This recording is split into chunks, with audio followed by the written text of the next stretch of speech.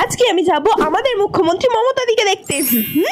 সকাল সকাল ঘুম থেকে উঠে ব্রেকফাস্ট করার পর আজকে আমি জানতে পারি যে আমাদের এলাকায় আজকে আসছে মুখ্যমন্ত্রী মমতা বন্দ্যোপাধ্যায় রোড শো করতে। তো সেহেতু এতদিন ওনাকে আমি টিভিতে দেখেছি, সামনে থেকে দেখার ইচ্ছাটা অনেকদিন ধরেই ছিল। রাস্তায় যেতে যেতে দেখলে দুশালকে দেখে নিলাম, তার মানে দিনটা খুবই ভালো যাবে। আর আমার এরকম ক্যামেরা ঘোরানো দেখে হেসো না, আমি নতুন নতুন পিছন ক্যামেরায় ব্লগিং করার চেষ্টা করছি। আমি তো হাঁটতে হাঁটতে চলে এসেছি যেখানে দিদি আসবে। প্রথমে ভেবেছিলাম দেরি হয়ে যাবে, দেখছো আমার মতো কত মানুষ দাঁড়িয়ে রয়েছে দিদিকে দেখার জন্য।